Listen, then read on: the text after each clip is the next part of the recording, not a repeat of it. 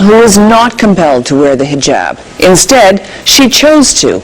This is Sandra Noe. There was always a little bit of something missing in my life. I guess I was seeking the meaning of it all, but in all the wrong places and in all the wrong ways. At the end of the Second World War, Europe is in ruins. My journey, I guess I could say, begins before I was even born. In 1957, when my parents immigrated to Canada from Mannheim, Germany. My family is Jewish, and during the war they were in hiding.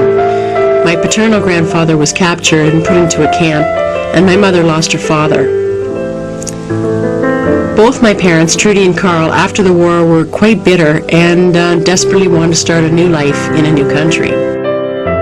They tried really hard to be Canadian.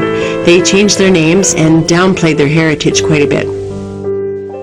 Unlike my parents, I reached out and embraced my Jewish faith. But I was still seeking something, I don't know what. And when my search was over, Sandra was gone, and in her place was Selma. Selma was the name I chose when I converted from Judaism to Islam.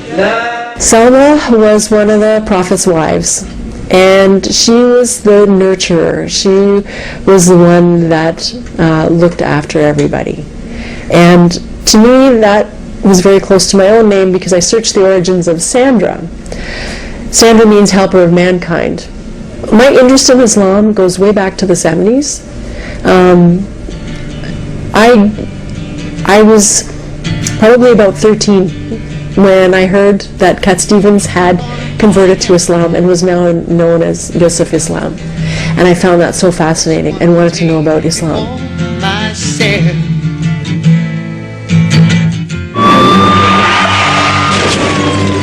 2001, I was hit by a drunk driver and had to learn to walk again.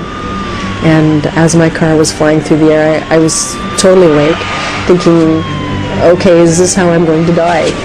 At the time that the accident happened, I was in a position in my life where I really didn't know what I wanted to do with the rest of my life.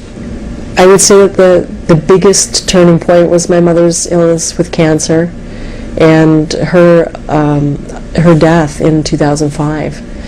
And that really solidified my move towards Islam.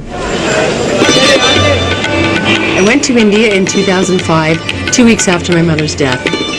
It was the month of Ramadan when I got there.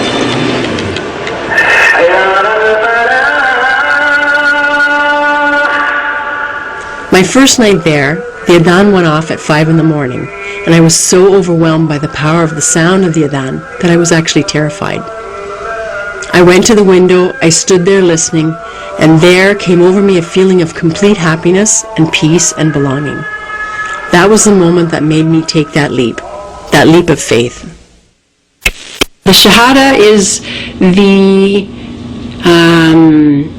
affirmation one makes when they convert to Islam. And it is very simple. It's just the affirmation that there is only one God and no other God. And that's what you believe in. As I understand, Sister Selma, you did some studies prior to this moment about Islam. And what always fascinated me were the similarities between Judaism and Islam. And I just found that the connection between the two was so very powerful. The beginning of your step towards Islam by declaring your faith and speaking the following two sentences, which is to bear witness that there is no God but Allah, and to bear witness that Muhammad is his messenger. Without any further delay, we will go ahead and ask Allah subhanahu wa ta'ala for his blessing in that blessed moment that we are witnessing, all of us. Allah, Allah, Allah. Ashhadu an la ilaha illa Allah wa ashhadu anna Muhammadan Rasulullah. I bear witness I bear witness that there is no God that there is no God but Allah, but Allah, and I bear witness and I bear witness that Muhammad that Muhammad is his messenger. is his messenger. Sallallahu alayhi wa sallam. Sallallahu alayhi wa sallam. Mubarak. Jazakallah. Alhamdulillah. Takbir. Allahu Akbar. Alhamdulillah Rabbil Alameen. It was really awkward having to tell my friends and my family. I mean, there's no way of saying that I had moved away from Judaism to become a Muslim. Alhamdulillah Rabbil Alameen. When I started to wear hijab, apart from being terribly nervous for the first 4 weeks, was how much better I became at thinking about my words and thinking about my reactions to others. I'm constantly amazed at how people react to the veil. I just don't get what the big deal is. I guess the problem is that people in North America perceive a veiled woman as oppressed and subservient. Maybe in some countries or in some regimes that might be true, but not here in Canada. Here we have the freedom to choose, and I chose to do this. What they don't understand is that it is a requirement for women to veil, to cover themselves. It says so in the Quran. I really like wearing this one, and I'm so glad that I've gotten better at putting this on. You know, I can't even imagine going out in public without it on. So tomorrow, I'm going to wear my hijab to work for the first time. I'm a little bit nervous. I work as a legal assistant downtown in the Bay Street area, and so dressing there is a little conservative, and there don't appear to be too many women wearing a hijab. Yes. The reception that I got from my colleagues was great for the most part. There was a lot of jaws dropping and a lot of funny looks and a lot of hesitation when they passed by my desk. Sadly, one of the worst experiences that I had came from within the Muslim community. On my way to Jummah prayer, which is the Friday noon prayer, my phone rang, and it happened to be another Muslim that I knew, a Muslim woman, and she had said to me, "Are you still wearing your hijab?" And I said yes. And she said, "Well, all of my friends are wondering who the white girl is pretending to be a Muslim." And that kind of broke my heart, because I wasn't pretending. It wasn't a fashion statement.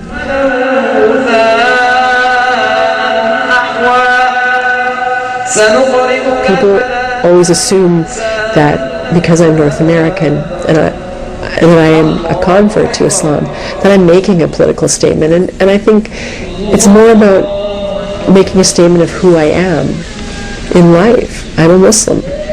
And I chose to wear hijab, no different than a Jewish man wearing a yarmulke.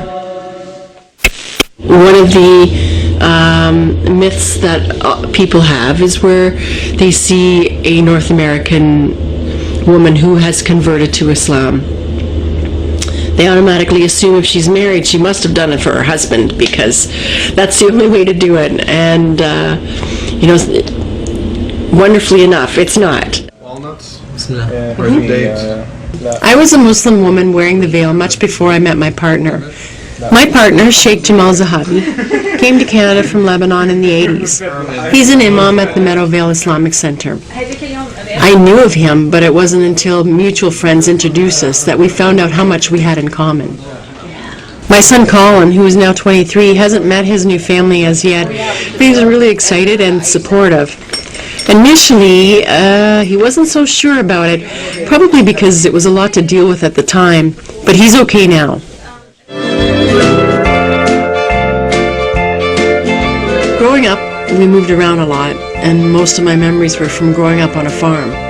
We were quite isolated and only had each other for company. My teen years were very challenging. It's not that I was just rebellious, I was just unhappy. I couldn't stand being at home, so at 17, I left.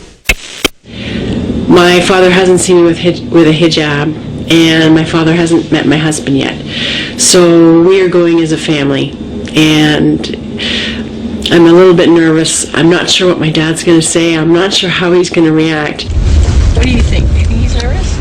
At the time the discovery of my mother's illness, my father and I were not close. We never really had